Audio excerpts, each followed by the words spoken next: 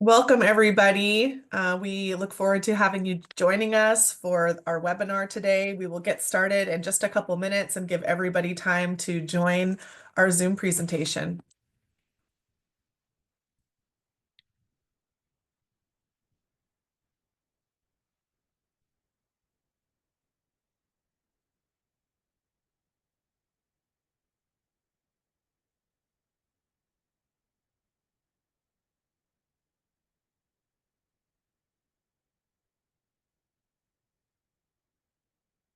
Good afternoon, everybody. Come on in, come on in.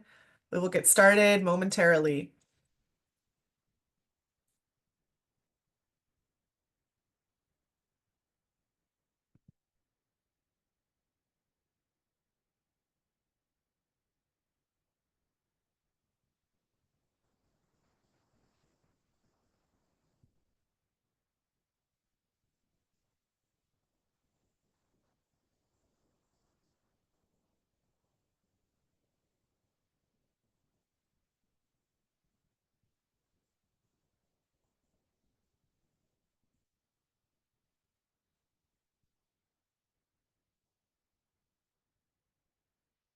Okay. Welcome, everybody. We're so glad that you're here. If you want to drop in the chat where you're from, we would love to hear from you. Also, please do take this screenshot of the QR code that is on the screen that you're seeing. We would love to hear a little bit more about you, your role, and what part of the state that you're working in. Um, my name is Kelly Kravitz, and I have the high honor of leading our highly mobile and at-risk student programs unit. We have a special presentation and webinar today, and excited to be able to bring you updates. I was just sharing with the team that this is going to be our last webinar of the calendar year of 2024.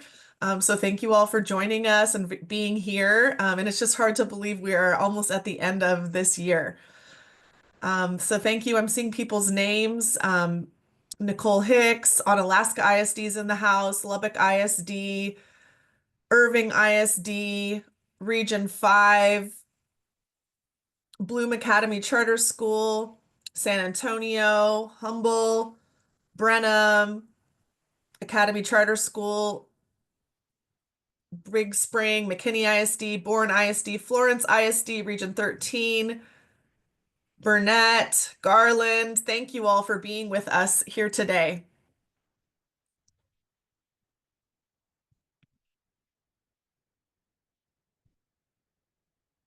So here in the Office of Special Populations and Student Supports, we are committed to high expectations and strong systems that provide supports to achieve equitable outcomes for students with diverse learning needs. So here we are the highly mobile and at-risk student programs unit, and we are housed in the Office of Special Populations and Student Supports.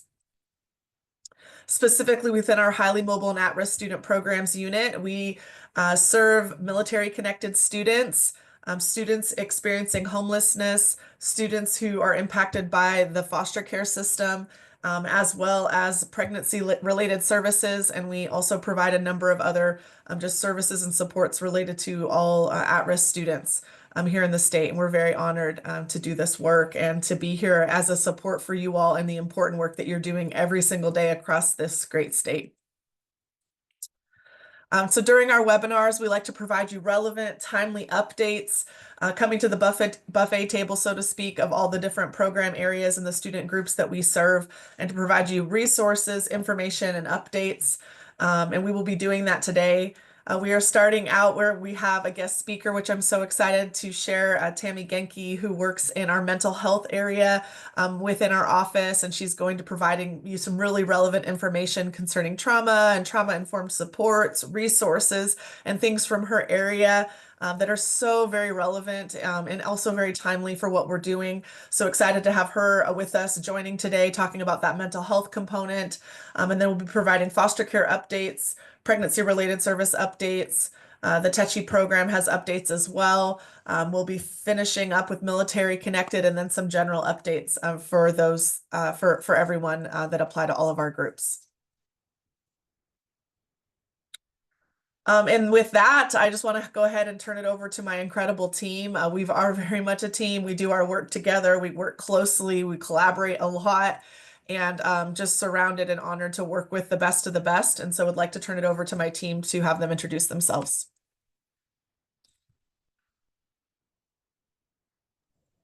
Good afternoon, everyone. I am Dr. LaTrenda Watson. I am the At-Risk State Coordinator, and I will be speaking to you today regarding pregnancy-related services and foster care and student success. Good afternoon, everyone. I am Desiree. I am the Teche State Coordinator. I'm going to bring you some McKinney-Vento updates. Good afternoon, everyone. My name is Dr. Ann Lay. I am the HMAR Student Program Specialist, and I will be managing the Q&A and chat session and helping to support this webinar. Great, thank you, everyone.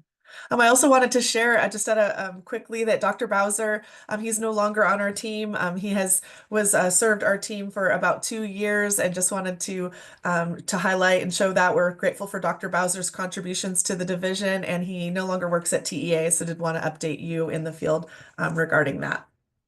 As a reminder and some housekeeping for today's presentation, please use the Zoom Q&A function for any questions that you have.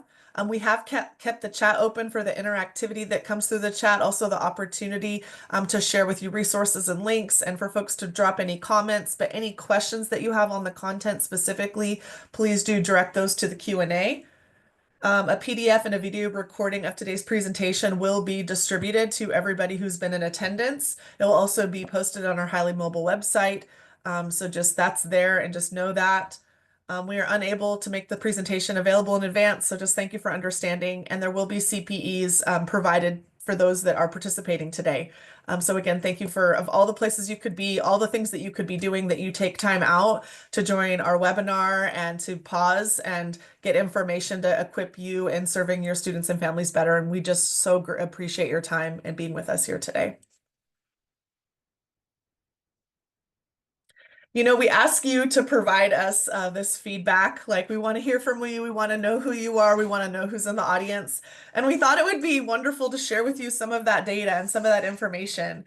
And also just remind you to fill it out, because we really do look at this information and use it. And so from our last webinar, this was the first one of the year that we had in September. We had 762 that registered. We had 472 that attended with us live, and then we had 103 people that completed the survey. So we do want to encourage more people to complete the survey. We would love to see that number of you that are attending actually take the time with the QR code. And this is data like this shares the story. And so we wanted to highlight, this actually breaks down by region, all of the folks that were in attendance. And so we were calling out Region 20 here with the stars, and just wanted to say thank you, as you had the highest amount of people that filled out the survey and were attending from your region in our last webinar.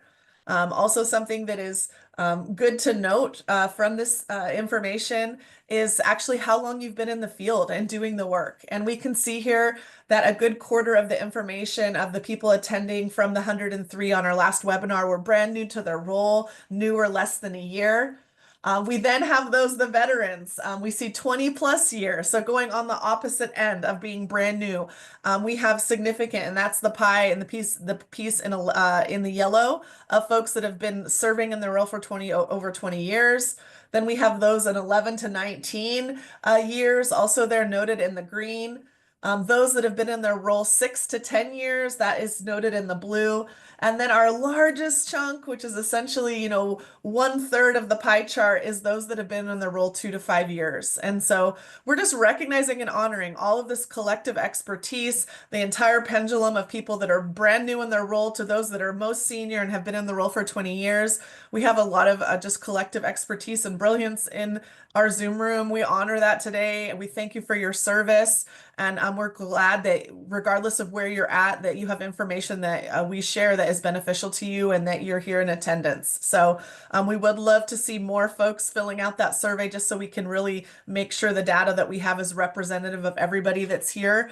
A few other stats to note is that 29% of everybody who responded is a district or campus administrator, and 32% of those that responded are serving in the ESC or the LEA liaison and champion role for any one of our HMAR program areas. So again, thank you for your service. And then here's some additional information. 96% of respondents agreed or strongly agreed that the presentation content was important for their position. 86% agreed or strongly agreed that the presentation content greatly impacts their daily work. You know, we want this to matter for what you're doing day to day. 93% rated their level of understanding and knowledge of HMAR programs was high or very high after the presentation, and 90% rated their ability level to support others, so providing technical assistance with HMAR program components as high or very high after the presentation. So we are very much seeing this in alignment with our goals. We want you to be better, to do the work that you do every day and in the communities across the state with the students and families that you serve because you participated and that you're finding relevant information that supports you in the very important work that you do. And really do take your feedback seriously. We look at it after presentations and we're always thinking about how we can get better and what we can do. So really value that input and wanted to share some of the results from the surveys that we collect from you. And with that, I would like to turn it over to Tammy Genke, who is our special guest speaker today. And Tammy, I'd actually love for you to share a little bit about yourself and your background as a part of your introduction, and then just diving into the content you've prepared today. Excellent. Well, thank you so much, Kelly. And it is an honor and a pleasure to be with all of the 371 participants that are here today. This is an excellent turnout. So my name is Tammy Genke, and I am the Mental Health Program Coordinator here at TEA in the Student Supports Division. So my past history is I have been a school psychologist for going on 21 years now. Did various things in different districts, from a big district to rural districts, and I've had just great experiences. So I celebrated my second year here at TEA in October, so super excited about that. Prior to TEA, I did come from the Region 3 Education Service Center, where I worked on Project Aware Texas grant. So really excited to be here with you today. And as the next slide shows, we're going to kind of jump into some really important content. I had the pleasure and privilege of getting to present at the Foster Care Conference not too long ago, and what a great experience that was. So to be able to be here with you today, again, is a great experience. I wanted to start off as we talk about mental health. We're going to talk about mental health in different ways. Some of this is going to be review for you, but I'm really hoping that you leave this webinar with some more tools in your toolkit. But I'm going to start off today talking about just how foster care impacts student mental health. So many of you may have heard of ACEs. It's Adverse Childhood Experiences. This was a study that was done many years ago. And what it did is it looked at how childhood experiences affected adults in their adulthood. And so one of the major findings was that early adversity really had long-lasting impacts. So whether it be, foster care, the at-risk, any kind of adverse childhood experience. Some things that they looked at and things that, may relate to the foster care system is those that experience physical and sexual abuse, the emotional neglect. They even looked at a family member who is depressed, diagnosed with a mental illness, addicted to alcohol or other substance, or in prison. They also looked at losing a parent to separation, divorce, and death. And we all know that after the COVID pandemic, we had a lot more students that experienced losing a parent through death because of that pandemic. They also looked at witnessing a mother being abused. So when they looked at all these different factors, they determined that, again, it affected adults in adulthood on just life choices, et cetera, et cetera. Now, although ACEs are common throughout the population, there are a lot of people who've experienced at least one or more of these. What studies and research have found is that those students that are, involved in the foster care system have more of adverse childhood experiences than the average population. So, knowing this, there are some things that we can do in the school district to really increase our protective factors. And so, in increasing protective factors, you help build the resiliency of students. Now, the protective factors I'm going to go over with you here on this slide really, I talk here about foster care, but it really impacts all students, right? Research shows that connection with at least one trusted adult makes a huge difference. Now, it doesn't mean that it has to be one particular adult. It could be someone that is in the school setting. It could be someone, in the church setting, the community setting, et cetera, et cetera. But the student has at least one trusted adult that they can turn to. Another protective factor that I wanted to talk about is creating a consistent, safe, nurturing, and positive environment. So we know that our students that are in the foster care system, consistency may not be something that they have a lot of experience with. But in our classrooms and our environments that we have control over, to be able to have those routines, have those consistencies, building a classroom, a campus, a district environment that is safe and nurturing and positive for our students really, really make a difference. Providing access to support and resources is huge. And in order to do that, we have to look to see what exactly resources do we have available on our particular campus or in our particular district. And here later on, I'm going to give you a resource to kind of help you with that in your specific area. Another protective factor I wanted to mention is problem solving and conflict resolution skills. So students that have and that have been given the opportunity to develop these type of skills go on to be successful adults. It makes a lot of sense, right? If a student is able to deal with a conflict, they are then able to be able to handle things appropriately so things don't go above and beyond where they should. Another protective factor that we can address in our school systems is academic skills and supports. So being able to identify a student when they're struggling academically, filling in those gaps academically whenever they occur, and being able to give them the supports and stuff that they need.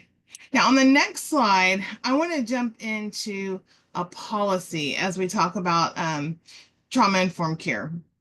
We know that our students, whether it be our foster care or our students in foster care, our students who are, at risk, et cetera, unfortunately, many often experience or have experiences that are traumatic. So in the Texas Education Code, I wanted to pull out and mention that it talks about a trauma-informed care policy. So this is something that each school district is supposed to adopt and implement, and it requires the integration of trauma-informed practices into each school environment. And the legislatures really felt like this was important, and I really wanted to bring this up in this particular webinar because as you work with students that are highly mobile and at risk, again, you're going to face those that have had some sort of trauma in the past. So in this particular policy, it tells us that we need to increase staff and parent awareness of trauma-informed care. We need to implement trauma-informed care practices, district and campus, and then also provide available counseling options affected by trauma and grief. So the policy and the legislation also talks about there at the bottom where it says trauma-informed care training must be provided as part of a new employee orientation for all new school district educators. So this is something to keep in mind. So this is my encouragement to you today, is that if you do not know about your trauma-informed care policy, that you go back and you have some discussions and you talk about this. And if there's not one in place, looking at getting one in place. Now, I mentioned training. So the next slide, I'm going to show you a particular training that is available to every district. This is called Educator Wellness and Trauma-Informed Classrooms. So each of our educational service centers, we have 20 throughout the state. So if you're on this call, you're in a district charter school, you have access to your educational service center. So each one has at least one master trainer who can provide this particular training. I have heard just amazing feedback from teachers, administrators, ESC staff about this particular training. What it is through the ESCs, they have a master trainer, and the master trainer then is able to, let's say they're going to train a district personnel to be like a trainer of trainer. Then that district personnel can train the district, the campus staff, anybody like this. So if you have not heard of this, or if your district is in need of training, I highly recommend you to talk with your ESCs about this particular option. Actually, and then the next slide, I am going to talk to you about the best practices repository. I wish we had a little bit, if we would have had time, I could have gone through the website and showed you, but using this slide, I'm gonna walk you through this best practices repository. So on our website, it is, and I will put it in the chat in a minute, but it's the schoolmentalhealthtx.org website. You're going to find the best practices repository. So let's say, hey, I want to know what, as a district, I want to know what my options are for trauma-informed care training. So I told you about the one, but there are others. And so if you go to this repository, you can search by the filters. So if you look on the side of the slide, it says filter by component. You can click the grief and trauma informed practices, and then you can, there's another filter that says filter by resource type. You can click then training. And what those are going to do is they're going to pull up best practice trainings for trauma informed care. So it's going to then give you further information on this card, lots of great stuff. And then you as your district can determine what training that, would fulfill that particular mandate. So I highly recommend getting in and playing in that website and going through and to see what is best for your district. Now, as we talk about trauma-informed care and things of that nature, I want to go to the next slide. That's going to talk to you a little bit about the holidays. So as we look at our students that are highly mobile and at risk, and all that includes, sometimes the holidays can be challenging. So what I wanted to talk to you a little bit about here is, and again, going back to the policy I talked about, that's why it's important to have teachers trained, have staff that have an understanding of how to handle these particular situations. And yes, I will share the website here in just a little bit. So as we are looking at those students, the highly mobile and at-risk students, keep in mind that you may have some things that will trigger a student to maybe, whether they're just displaying behaviors or having emotions. These triggers are going to be really individual specific. This is where that connection to that adult really makes a difference, right? So they can understand what's going on. As you are, working with students, you may have some that start displaying behaviors that are just unlike them. It's not what they normally do. And here in the holiday season, you may see kids start to withdraw, or you may see their behavior start to increase and into negative behaviors. When you notice this, keep in mind, this could be a result of just the things that are going on. Again, the emotional and the emotions of students can be heightened during this time too. So I want to leave you with a few tips. So by no means am I saying scrap all the plans for the holidays. Not at all. Just want just reminders to be mindful of any child situation. We have an eclectic group of kids that we serve in our schools. Every child has a different situation. Just be mindful of the situation and how it may affect them. Be aware of those potential triggers that we talked about. And remember that behavior is a child's way of communicating.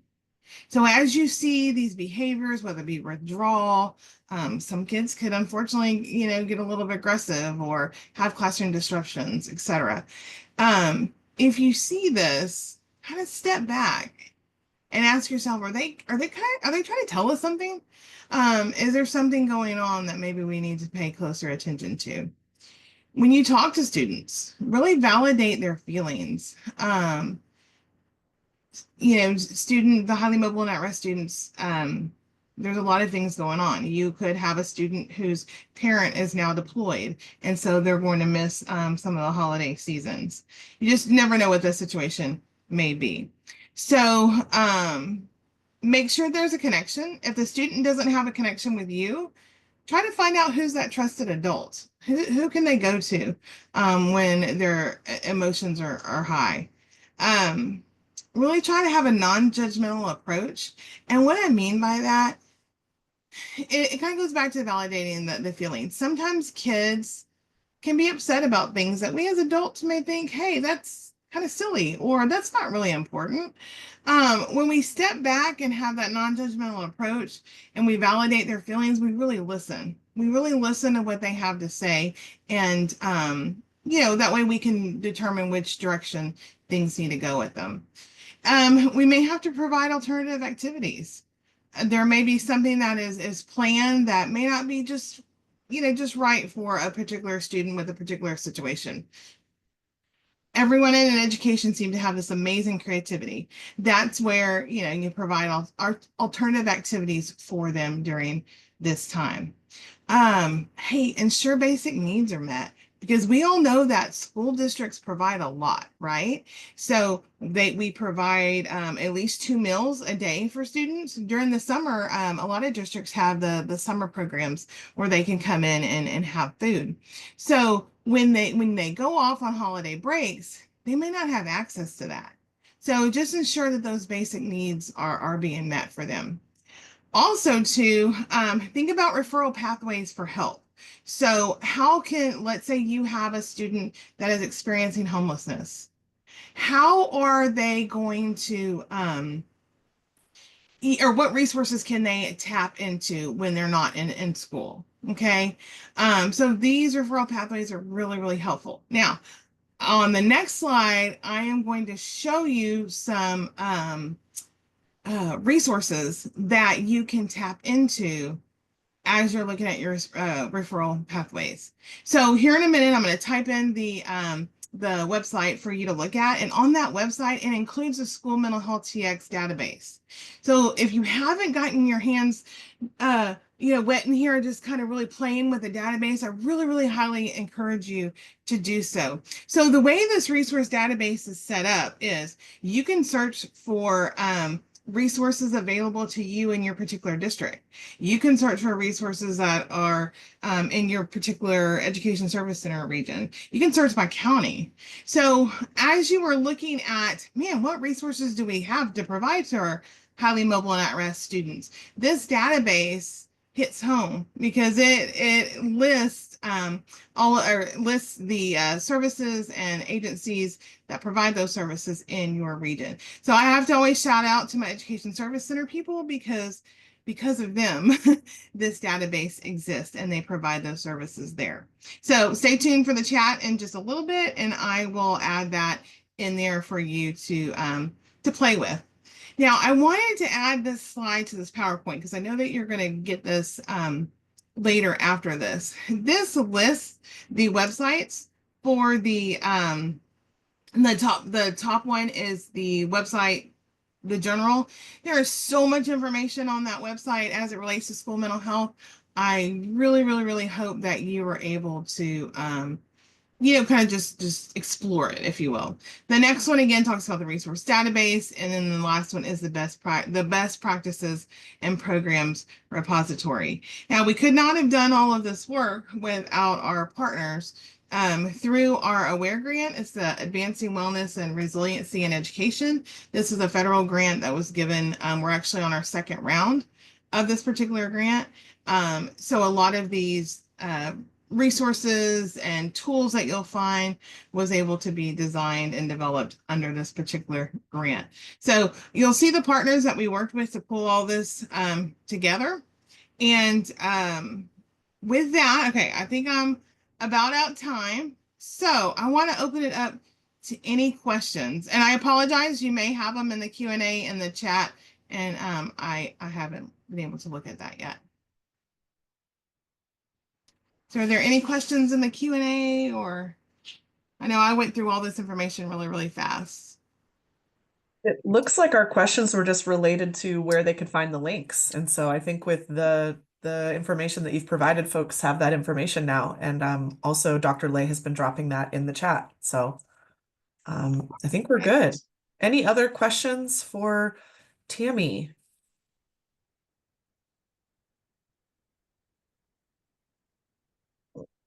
It says, please come back and devote more time. Love this. We're getting a lot of loving this. So that's wonderful. Excellent. I appreciate that. Great. The train the trainer, we are getting a question about that. How about the train the trainer? I'm not sure of exactly what that means, but is there anything else you'd like to offer related to the ESC train the trainer and how that is working, Tammy? Yes. All right. So what you will do is you'll contact your local education service center. They have a master trainer. That master trainer can come out and train, or now some of them have them set up where you come into the ESC. Each one is different, right?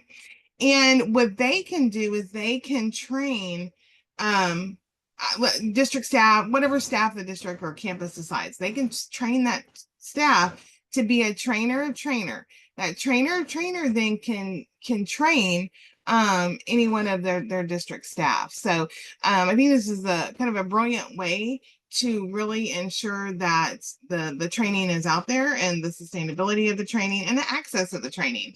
And so so I encourage you to contact your ESCs. They can then, like I said, train people in your district to be able to train your district staff. Okay, so they asked what specific training should we ask for. So when in this slide, you will be able to see it as the educator wellness and trauma-informed classrooms. And I can put all that into the chat too. And I will actually, what I'll do is I'll put the best practices card in the chat. So when you click on it, it's going to take you directly to that training and give you all that particular information. So this is a face-to-face training that the education service centers do. This training does have an educator wellness piece. And again, I've heard just amazing feedback from educators, administrators, ESCs on both parts. But this one does have an educator wellness component too, I want to highlight. Wonderful. And Tammy, is there any place where there's examples of mental health policy that you would direct our audience to? On the trauma and care, trauma informed care policy. At this time, there is, if you go to the school mental health tx.org toolkit, there is some information in there. Is there an exact policy that we have up that you could kind of copy and paste to? No, but there is information in that on that website in the school mental health toolkit that can help you out. Wonderful. Thank you so much, Tammy. This was excellent. My pleasure. Well, with that concludes our time with Tammy. And next up is Dr. Watson. Thanks so much, Tammy.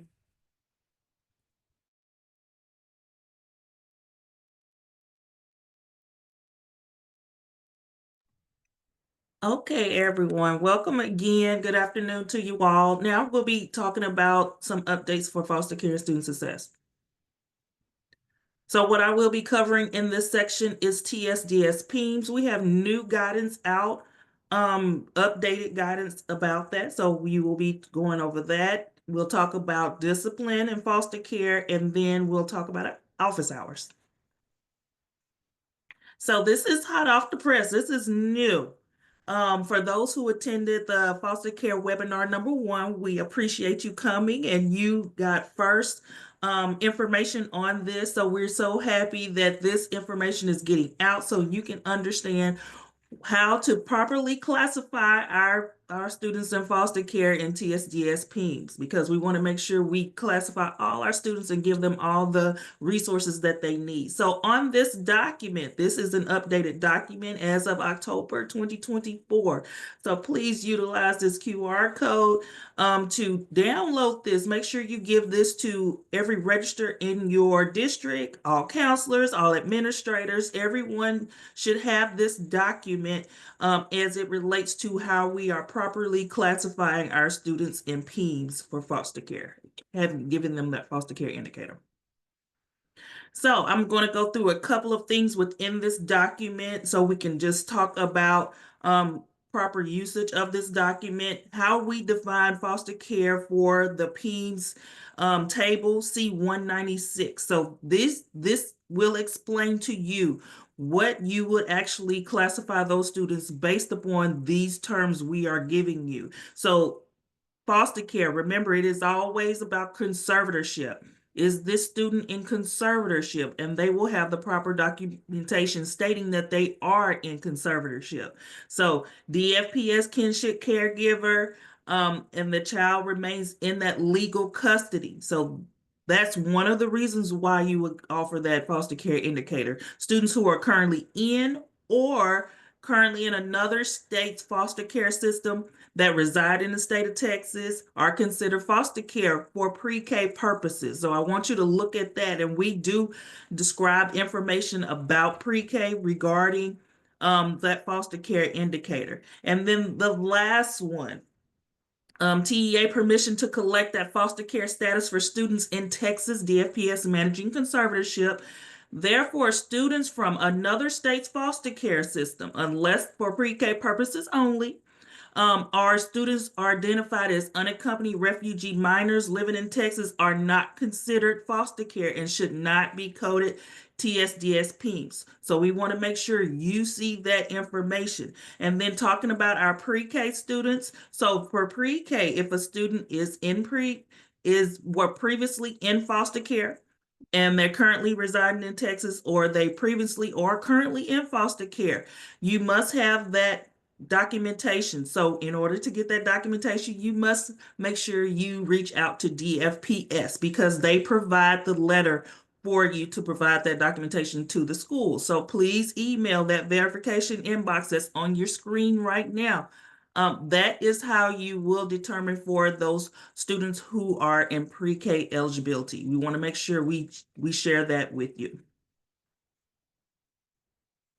So I wanted to talk more and highlight about what I talked about, unaccompanied refugee minor, to give you more examples and more detailed about that. So the Office of Children and Families, and we talk about that and we say that this is called federal foster care. So those students are listed as federal foster care, but for federal foster care does not mean they are in Texas foster care. So we want to highlight this for you.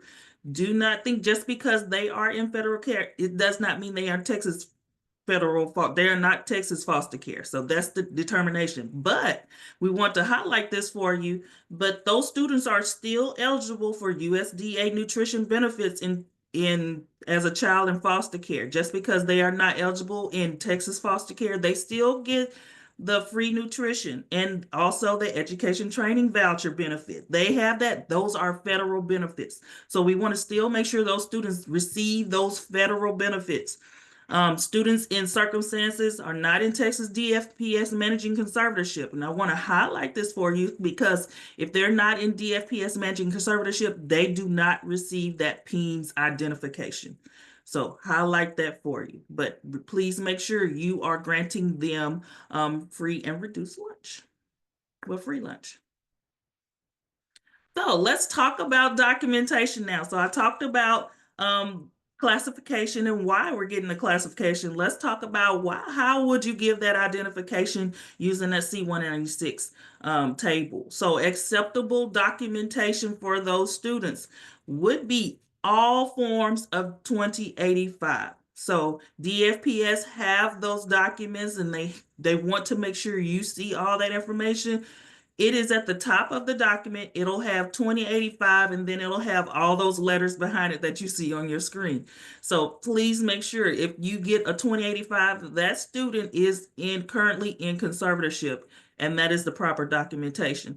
Also available, acceptable documentation is DFPS kinship caregiver, as you see 0695, that is acceptable. Court orders are also acceptable for TMC and PMC. And then here's this last one for our pre-K. For pre-K purposes only, DFPS issued letter and other states' official paperwork. Because remember, codes 2 and 3 on that C196 table, it states for pre-K students only. So pre-K who was previously in foster care, that DFPS letter is acceptable. And also, if they were previously in another state's foster care but currently reside in Texas, you can utilize that other state's official paperwork. So just want to highlight that for you also on this page. Now, examples of non-acceptable documentation. This is just some examples. There may be more. If you have questions about more, please reach out to the foster care liaison at tea.texas.gov inbox and just let us know. But here are some non-acceptable examples. So placement authorization forms for child placing agencies, and also letters for child placing agencies. If the child is in that placing agency, guaranteed that student documentation will likely have a 2085. So those students should have 2085s and not utilizing those placing agency paperwork. You should be utilizing the 2085 paperwork. Also, memorandums and letters on DFPS letterhead, unless for pre-K verification that we just talked about before. Student documents from another state's child care only for pre-K for that, and we do have that documented on this handout for you. So please make sure you utilize it and looking at those asterisks on the outside. Also, the agreement for placement child care safety. Students with this documentation are not in Texas DFPS managing conservatorship. So they may have some documentation, but that does not mean they are in conservatorship. So please make sure you are utilizing this document to determine if that student is currently in conservatorship or if this documentation is appropriate to classify that student in PEEMS. So just want to make sure we go over this document for you. It is brand new. We want to make sure you utilize this document. This is helpful for your PEEMS considerations and everything else. So hopefully going through this document has helped you out a little bit. Now I'm going to stop and answer any questions. And I see, will pre-K verification letter be sent directly to the school if we request it, or will it be sent to the guardian? It will, hopefully the guardian is requesting that documentation. So the guardian should request that documentation. We want to make sure that they receive it and then they provide that information to the school. So once you email that DFPS letter verification, pre-K letter verification to, once they email it, they will email that information back directly to that guardian. So thank you for asking that question. Just want to make sure we check in on anything else.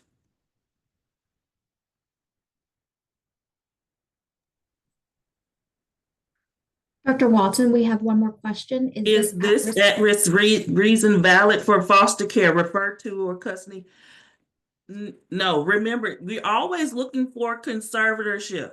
So if that student is not currently in conservatorship, you're looking at, okay, is the student legally in the conservatorship, not just moving from because of certain dangers and neglect for child placement. So you always want to look at that proper paperwork that has that 2085 at the top of it, and also the other paperwork, that document that was on, that's listed on that resource page. So do documents be renewed each year? Yes. Documents, 2085 documents should be renewed each year. It is not necessarily each year. Remember that child may change placements within a year. Foster care is temporary, is a temporary placement. So placements may change. So you want to make sure that the student is still in conservatorship. So please make sure you update those documents. You can speak with the guardian to update those documents. DFPS can provide updating of those documents. And also remember, we have DFPS educational specialists who are there to support our students. I see another, if a student has TMC with a caregiver, this will not qualify them. That is not correct. Remember, on our documentation, we want to make sure you see TMC, PMC, that is court documentation. So that states that that student is still in conservatorship, but under temporary managing conservatorship or permanent managing conservatorship. So you must look at that documentation. So please have that.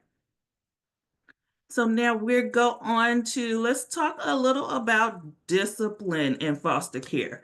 So students in foster care are held to the same discipline consequences as other students. So I want to highlight this and start with this first. So our students in foster care are under the same umbrella as any other students. They utilize the same student code of conduct. You want to make sure you are supporting those students.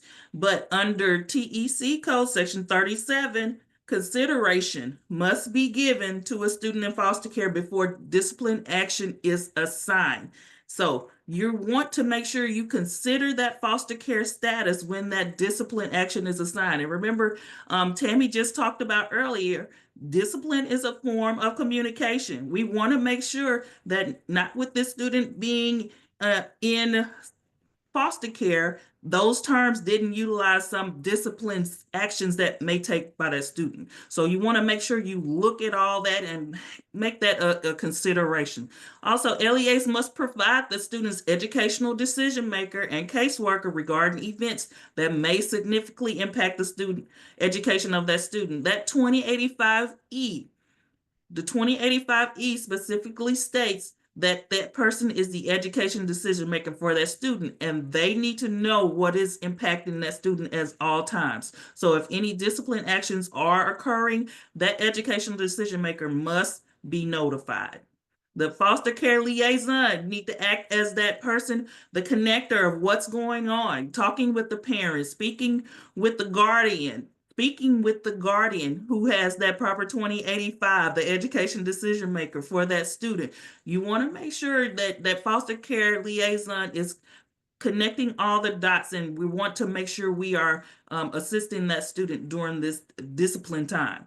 And then best practice would be to use the discipline that keeps the student in school rather than that out of school suspension or expulsion. So that would be a best practice. So we want to make sure you are considering certain aspects when you are utilizing discipline actions for students in foster care.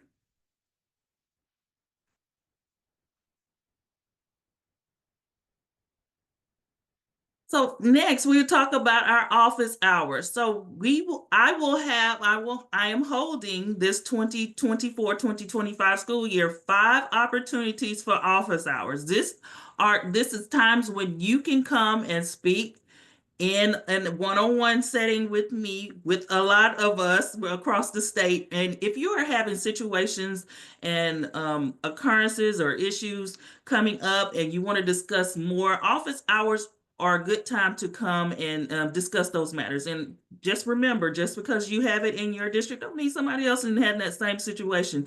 So we can come together and discuss those opportunities together. So topics of discussion will center around questions, any concerns, issues, and effective practices to support the learning of students in foster care. So even if you have something great that's happening in your district, come to an office hour and let's share it with everyone during this time. So if all of these office hours open, the next one is next week, the first one for this school year, next week, November the 20th. So please register. And when you register, it actually asks you, do you have any questions or concerns that you would like to discuss during this time? So please make sure you're entering that information as we go through, and hopefully to see you at one of these office hours during the school year. So before I go to any PRS updates, I'm just going to look at information questions in the chat or in the Q&A. So we want to make sure that is there somewhere that explains CPS visit does not automatically designate as a foster care student. Remember, if CPS is coming to visit, do you have that proper documentation? It's not a misunderstanding. You're looking at documentation. You're looking at, does this student have a 2085? Is this student currently in conservatorship? Then that is the reason why. Now, CPS may be conducting other visits. Otherwise, you don't know why they're conducting their visits. So you need to make sure you're asking questions for those who are coming to visit students. But this is about foster care students. So we want to make sure if you have students you are classifying as foster care, they have that proper classification. So let's go on. Let's talk about PRS updates. So what I want to cover here, this is more of a reminder. So reminder for the PRS waiver. So those school districts who are submitting waivers, there is actually a waiver guidance. So please make sure you are looking at this. They update this guide every year. So the waiver, we want to show that it allows districts and charter schools to request to offer PRS and compensatory education instruction on a district's campus. So following the instructions on how to submit this waiver, we're going to go through to make sure that you're submitting it right the first time so you won't have to go through that process again. So let's start looking at some of those things that you should be utilizing when you're offering and filling out a waiver. So required information to complete the waiver. This is required. You must have all of this information within your waiver in some kind of way. This information is required. If you do not have this information in the waiver, it will be kicked back to your district. So please make sure you are providing some kind of transportation as needed. That phrase should be somewhere in your waiver application. Serve students at home if medically indicated. Do not exceed that student-teacher ratio of 4:1. You must specifically state this within your waiver application. That you're not going to use self-paced computer-based instruction. And the PRS teacher serving special education students must have a certification in special education. So you must literally state this in there. And then finally, how will you evaluate the effectiveness of this waiver? You just can't say, okay, we're going to just look at the waiver and see how it's doing. You need to specifically state how will you utilize and what measures will you utilize to evaluate it? How would you report that information out? We want to see specifically what are you doing to ensure that this program is utilized in your district that is also helpful to the students.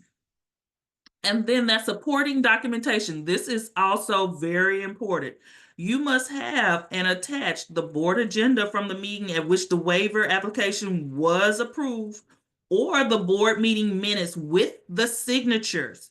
This is this is one of the reasons why some of waivers are being returned to the districts, because you're not putting this information with your application. So we need to see the board minutes where it is brought up, the board actually approved it, the school board actually approved it, and then, or the meetings where it was discussed, they approved it, and then they signed off on it. So we need to see this information in order to say we can actually approve the waiver. So this is just an update on information for the waiver. So please take a look back at the waiver guide, and it will provide you specific instructions on submitting those waivers.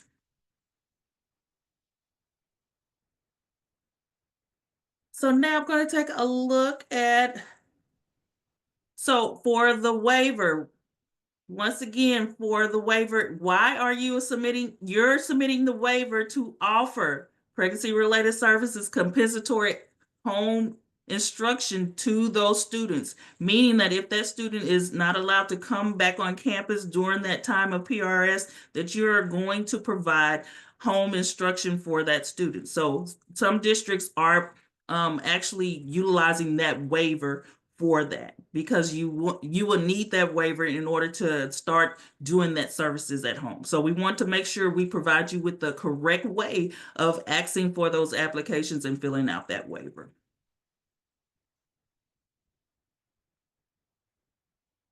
So I will continue on and I'll answer questions in the Q&A chat, but we will continue on. And next I will introduce Dr. Viramontes. Good afternoon, everyone. So I'm going to go over the Texas Education for Homeless Children and Youth with Dr. Lay. And just wanted to start it off with November is National Homeless Youth Awareness Month. Very exciting. It's a unique opportunity to increase awareness and draw attention to hunger and homelessness facing your community. So would really like to hear how you guys in the Q&A or in the chat, how do you guys as an LEA or an ESC within your community participate in this National Awareness Month or other awareness and advocacy opportunities? So if you can pop that in the chat, that would be great. This is a great opportunity to engage and promote awareness within your school district and community to support students and families experiencing homelessness.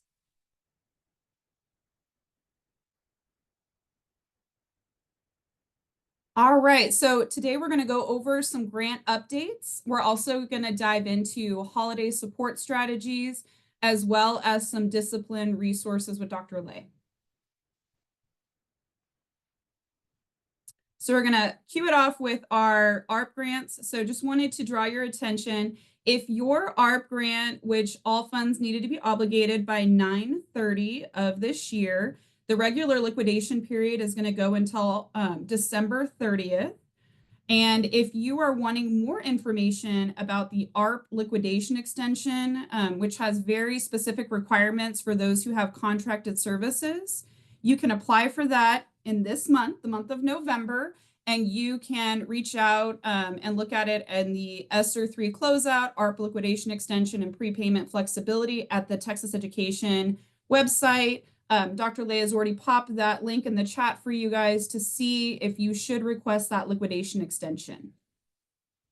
All questions can also go to TEA support grants.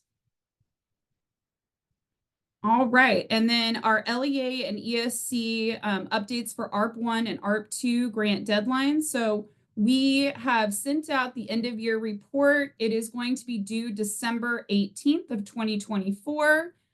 If there is a reason that you have not received that notification, please send an email to the Homeless Education inbox so we can get that to you. Very excited to read you guys' end of year reports for how you went about doing your 21 to 24 ARP. All right, and so that is those 3 ARP reports, and then we'll go into the next update.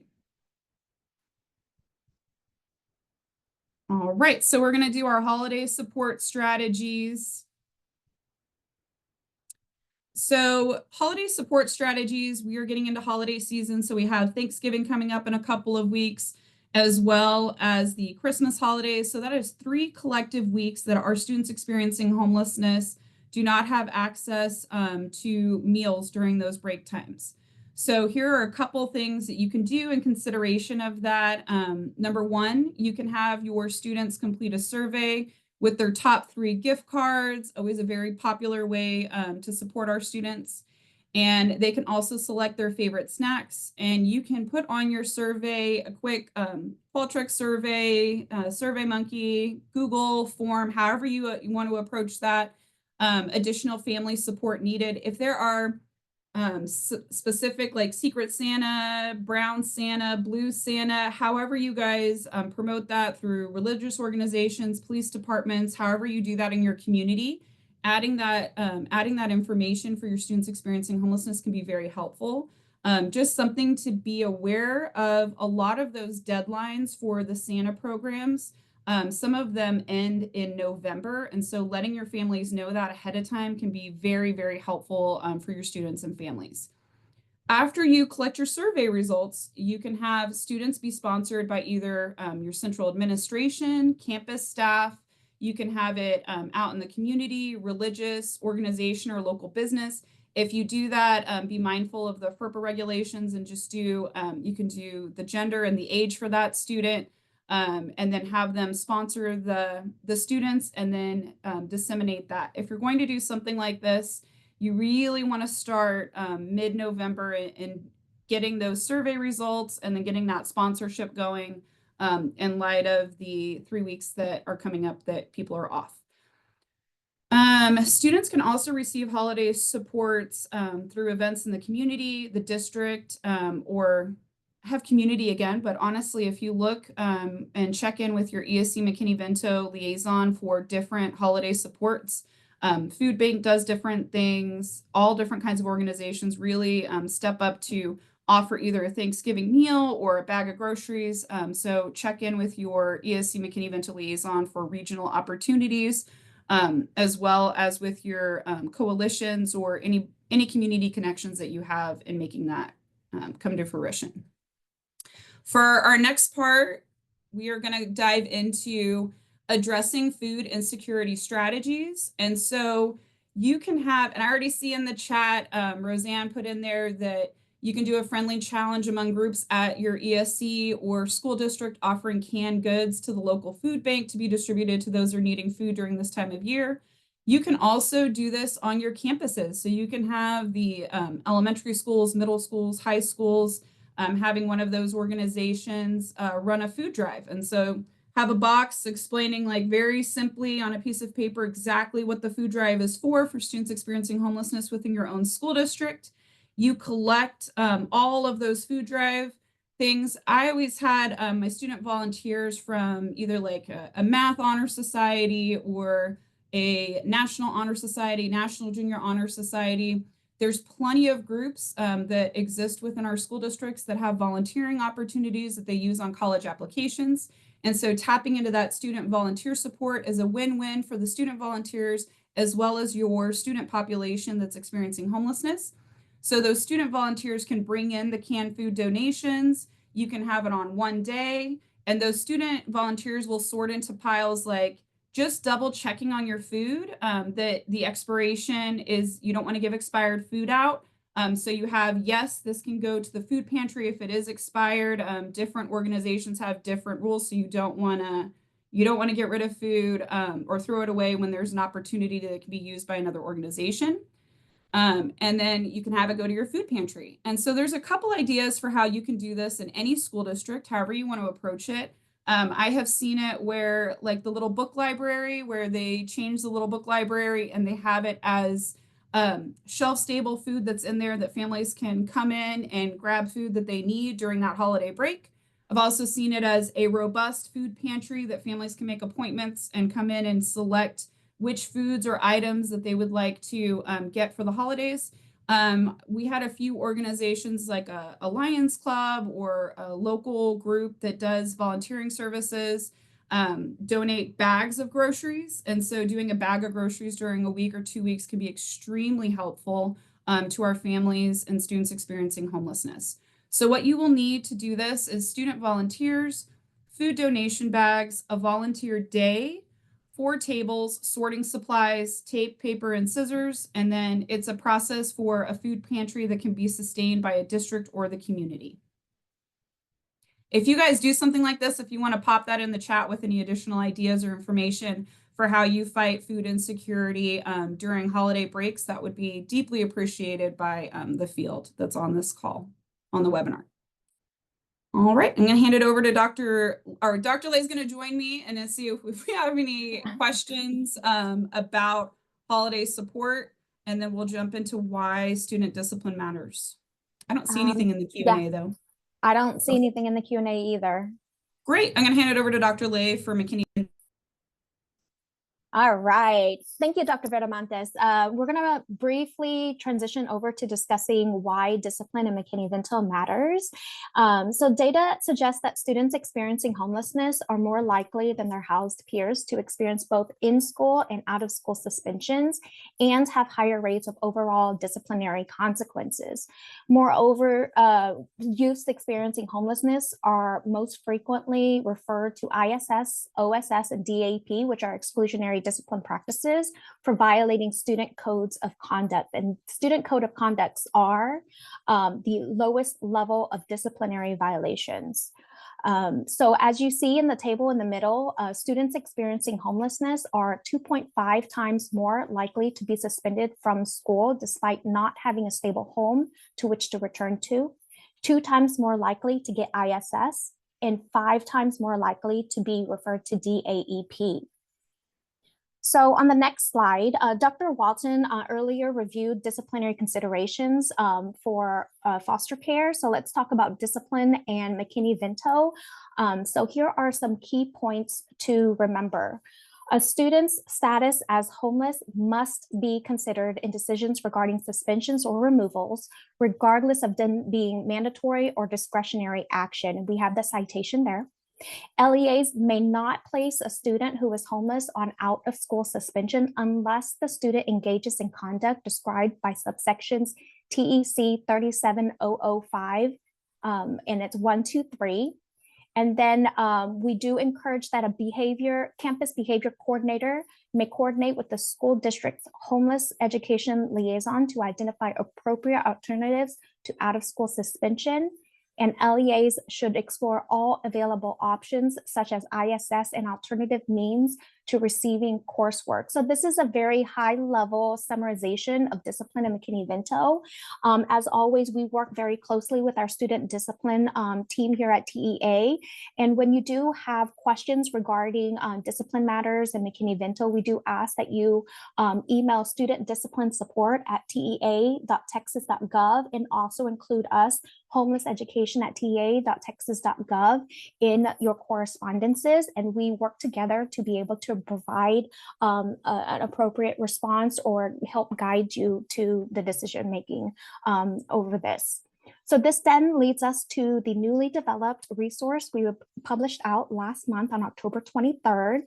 If you were able to join us on our webinar, give a heart, give a thumbs up, give us an emoji to let us know. So the TECHI Discipline Toolkit, I'm going to drop the link here just in case you don't have it already. It is a comprehensive, look at all those thumbs and hearts, guys, loving this. It is a comprehensive overview of how to support and respond to students experiencing homelessness as they relate to discipline. It's a robust 43-page resource that includes practices, procedures, and tools that LEAs will use to help strengthen services and supports for students experiencing homelessness. And it's an orientation manual, but also a ready reference resource. So it works for both new and experienced local education agency leaders. And so when we go on to the next slide, we talk about the 1-hour training that was offered November 7th, which was last week. And as you know, it is 43 pages of a toolkit. And so within that hour, we were only able to provide a high-level walkthrough of the toolkit. And we had 1,415 registered attendees, and we do have the recording available for you in case you missed it and you weren't able to attend. And we have a copy of our presentation slide on that link as well, which I just dropped. So we're super excited. We're going to have a part 2 later in the spring semester. So be on the lookout for that. And Dr. Viramontes will let you know what that registration information is. So I'm going to go ahead and hand it back to Dr. Viramontes for additional TECHI information. Awesome. Thank you, Dr. Lay. So on our TECHI web portal, if you haven't checked it out yet, we're going to drop that in the chat. It has a lot of robust resources, including that excellent discipline toolkit, webinar, one-pager for you to take a look at. We also have our McKinney-Vento 101 resources. If you could go back one, sorry. Yeah.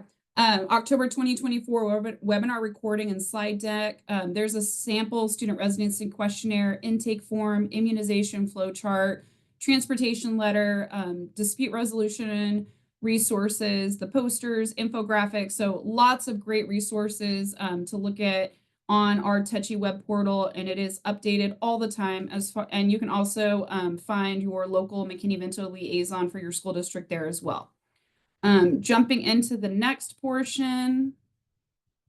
So upcoming trainings and events. Want to start off with tomorrow. A lot of us are heading out to the NACCE conference. It's going to be in Orlando, Florida. If you are attending in person, if you want to pop that in the chat so you can get an idea of all of our Texas friends that are going to be there, look forward to connecting with you guys at the Texas tables on Sunday morning. It is going to be November 16th through November 19th. This is an allowable use of grant funds. So excited to see you guys there in person. If you're attending virtually, that would be great. Just like throw in who's going, if you're going in person or virtually. Can't wait to see you guys there. Oh, that's awesome. So Megan, Taniqua, Leslie, so excited. Cypress Fairbanks is attending. So can't wait to give you guys a high five and take a big group Texas picture. So super exciting. In the month of December, we have our McKinney-Vento 201. So if you haven't registered for that, we'll drop the registration links for all the upcoming webinars. That's going to be Thursday, December 19th as our final webinar for HMAR for the year for McKinney-Vento 201. It'll be 11 to 1 o'clock. If you're not able to make it, no worries. We will have it recorded with the deck on our Techi web portal like all of our other resources. McKinney-Vento 301 is going to be centered on transportation. We've heard all of your feedback. We've got you. We've presented this at ACIT, but if you haven't gotten that transportation information, that is going to be our McKinney-Vento 301, and that's going to be January 30th. And then our McKinney-Vento 401 is going to be our discipline and McKinney-Vento Part 2 focus. And so we can't wait to see you guys join us for March 13th. So excited for all these upcoming trainings and really excited to see everybody in person or virtually at the upcoming national conference. All right, we can go to the next one. Love seeing how many of you guys are going to be there.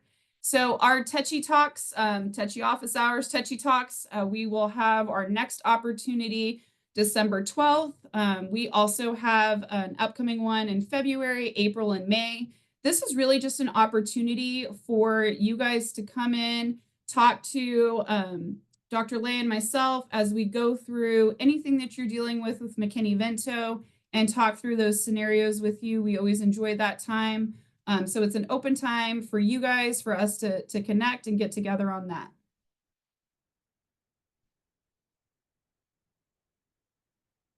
All right, just going to give a moment for a pause to process.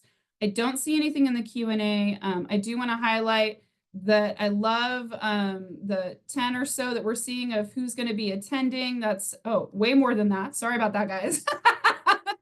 20 to 30 that have said that they're going to be attending. Can't wait to share that at the next HMAR webinar or group photo. I did want to highlight that Veronica and ESC2 did say for National Homeless Awareness Month, the entire ESC is invited to wear purple every Friday. I love that. So, and they're also collecting socks for identified homeless students in their region. And all ESC staff that donate socks get their name put into a raffle that is done every Friday during this month. Veronica, if you want to pop in the chat what you guys do as your prizes for your raffle to get that going, that's super awesome. I've seen so many cute socks out there for Target, at the Dollar Tree. There are cute socks in abundance all over the communities. All right, guys. So just wanted to thank you. If you have any questions or concerns that pop up for you in regards to Techi, just pop them in there, or you can always reach out to us at the Homeless Education inbox. Going to go ahead and hand it over to Kelly to go over Military Connected. Thanks, y'all.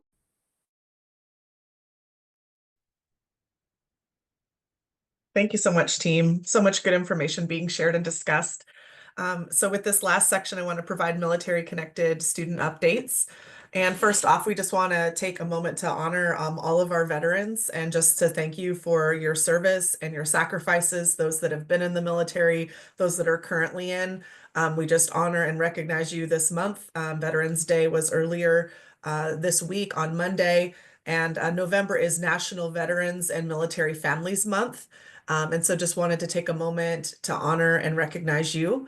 And we also see this as an opportunity for our schools to honor and recognize those that serve and our military connected students and families.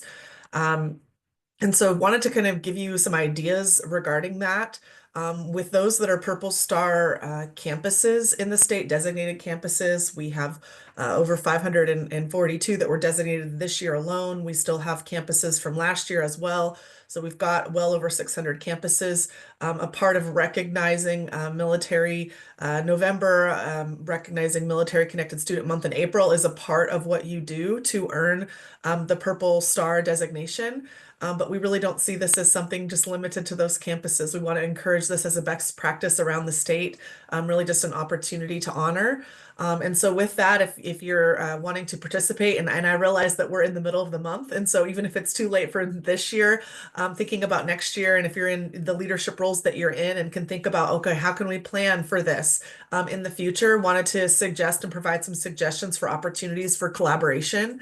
So one is to work with your Chamber of Commerce and working with your local or state Chamber of Commerce to organize events and activities that support military families. There's a great opportunity for that partnership and that collaboration.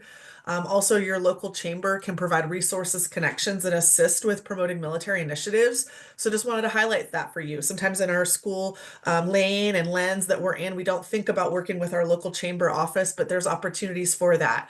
And some of you are, and you are doing that work, but just wanted to highlight that. Also, there's an opportunity to partner with veterans organizations that may be in your community. So thinking about local veteran service and community organizations, there's the American Legion, Veterans of Foreign War, and area centers on aging are all some opportunities within respective communities around the state. Inviting veterans to your campus for special recognitions event where they can be honored and appreciated. And then if your school is near a military installation, consider involving your local community spouses, local community clubs to enhance engagement. And with that, would also just like to open up the chat. I have absolutely loved the engagement of the chat today. If you have an event or something that you have done or are doing for Veterans Day, for Military Family Appreciation Month, and Military Veterans Month, please put those things in the chat. Would love to hear what's happening in your campuses and ideas that you have. These are some ideas that we have, but would want to hear more from you of things that are going on. So please do drop that information in the chat. Also, if there's anything from what I've shared that you think of an idea for next year or an opportunity in the future, or even with the rest of this month, please do note those things as well.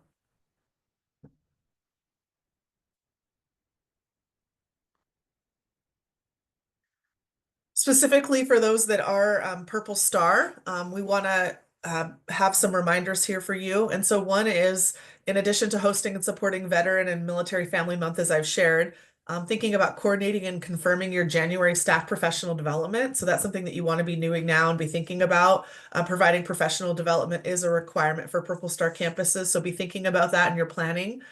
This is also a good time to confirm updates to the campus webpage for military families with the district and campus webpage managers. So again, just keeping those web pages up to date, which is also a requirement for those that are Purple Star designated. As we talked about, military month of the military child is in April.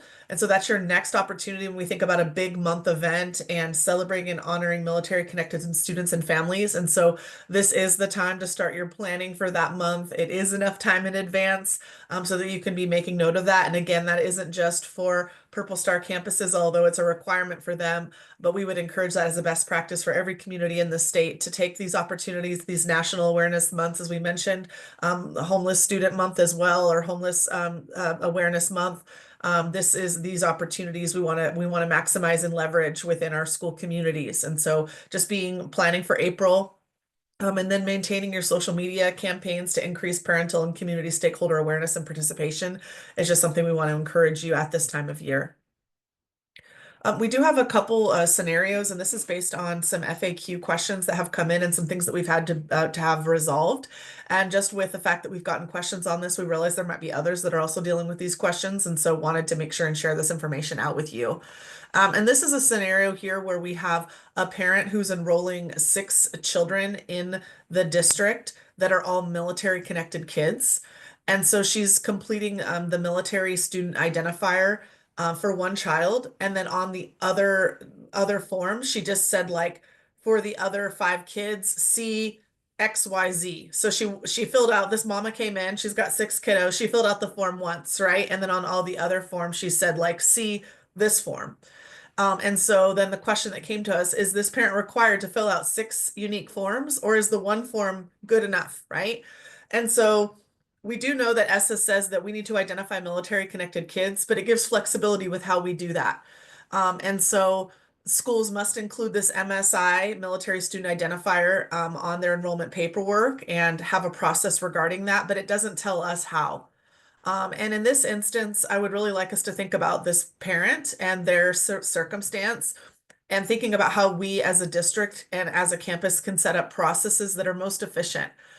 So for example, if there are children within the same district that are all with the same family, maybe there can be a way that the form is like one form for all kids.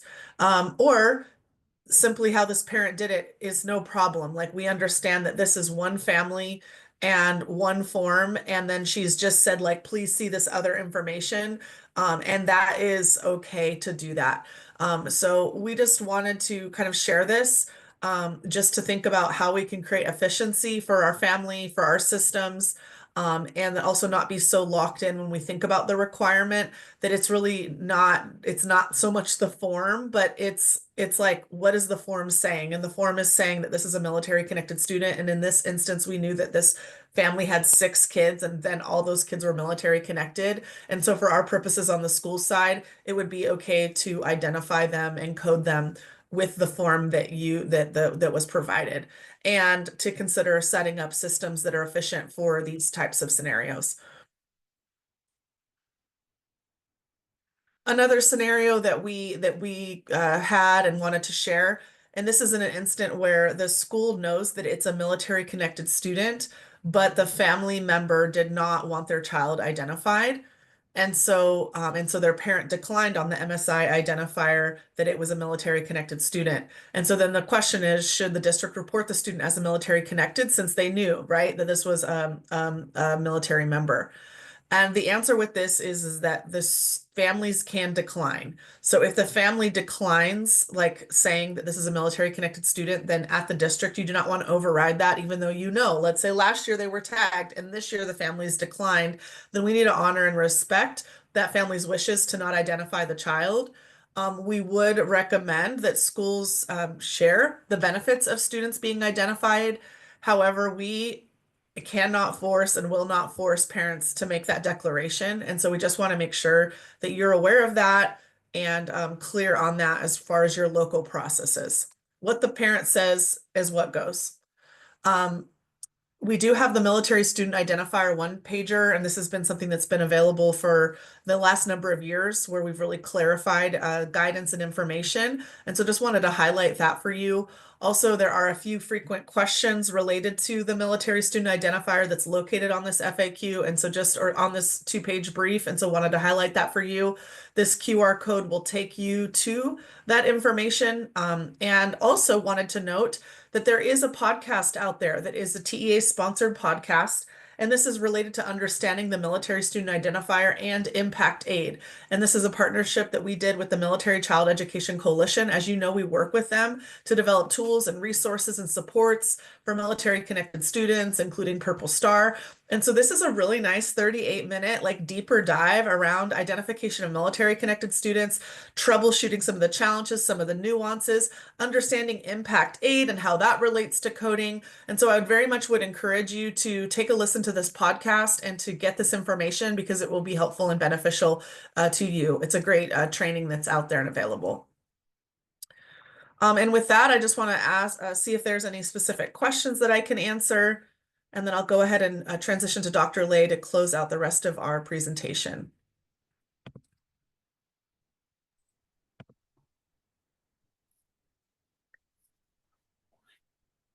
And for the sake of time, I'm going to go ahead and transition, but we'll take the opportunity to look at these questions and then respond either in our presentation now or respond via email later. So thank you all. And with that, Dr. Lay, take it away. All right, so we have our last section here, save the dates and some reminders. So here we have the remainder of our 24-25 HMI webinars. We've already completed our first, today's our second. And then so I'm dropping the link here in case you want to go ahead and register, if you haven't already, for our third and final quarterly webinar, which will occur in the spring semester. The next slide we have here is a summary of all the webinars that we have based on programs. Ms. Kravitz, can you go on to the next slide, please? The TECHI ones, foster care and military connected. And you are able to access these registration links on the webpage, and I will be able to drop those in a few minutes. And following that, we do want to remind you on the next slide of our HMAR 24-25 celebration stories across Texas. Please bookmark and submit any celebrations, events, or achievements so that we can highlight all the amazing things that are happening in Texas, all because of you. I am dropping the link here. Want to go ahead and give a shout out to Terrell ISD, ESCs 4, 5, 6, and 18 for submitting a celebration. Super excited about how the celebrations are coming along and cannot wait to show you guys at the end of the year, like a summary video of all the celebrations. I did drop a link here for that submission, but also if you are interested in looking at last year's TECHI celebration video, we do have a link there. It's about 12 minutes long that you can watch after the webinar.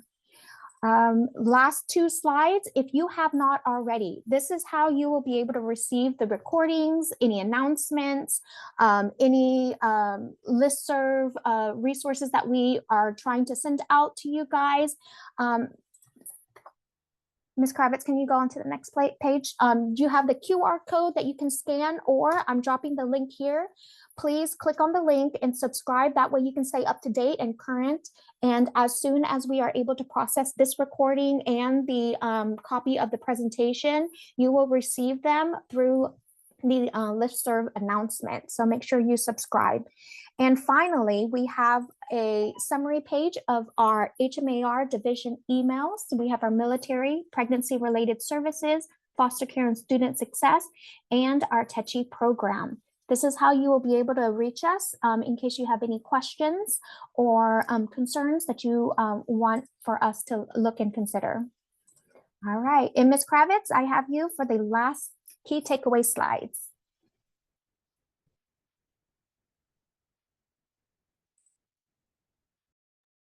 Great. Thanks so much, Dr. Lay, and everybody who's hung on with us to the very end.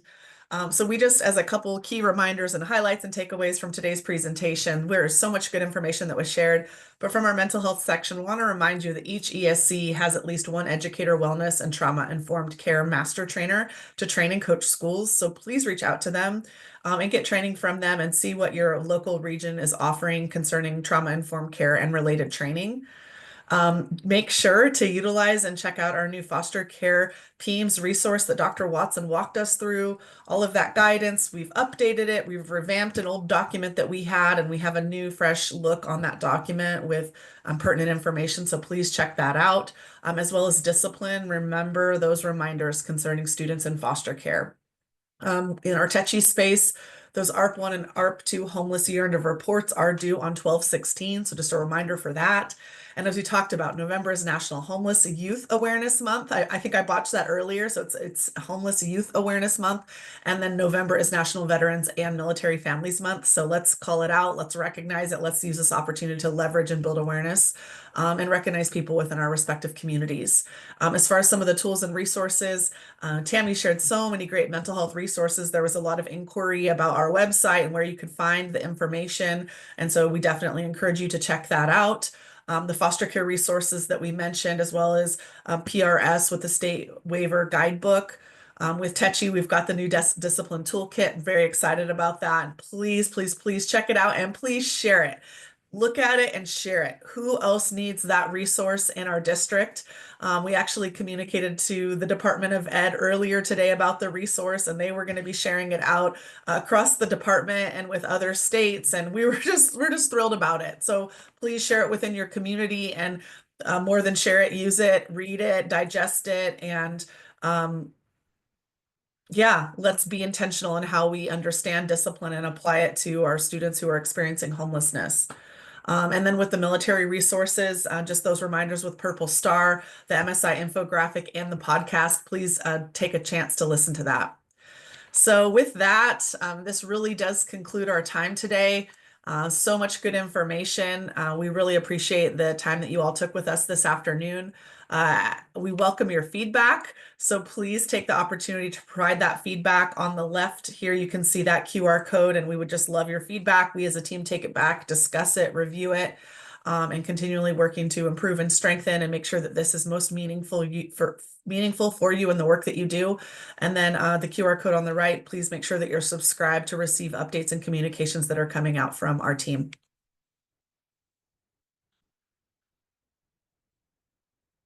And with that, we've got 2 minutes left. Are there any remaining questions that need to be answered? Just wanted you to, all. yeah, I just wanted to address that you can email the homeless education inbox, and we drop that into the chat. So if you need that end of year report, and thank you guys so much. Everybody shared so many great ideas for how to support students experiencing homelessness during the holiday season. So if you want to go through the chat and copy and paste some of those ideas, that would be really helpful for your program. Yeah, absolutely. And thank you everyone today for all of the robust chat and participating in our chat and staying on with us. So much good information was shared and discussed. And we wish you the very best in this holiday season. We are grateful for you, as this is a month of giving thanks with Thanksgiving, and wish you a happy holiday season and Merry Christmas as well. And we will see you in 2025 as we finish this year strong. And we thank you for your time, and have a good afternoon. Take care, everybody. This concludes our webinar.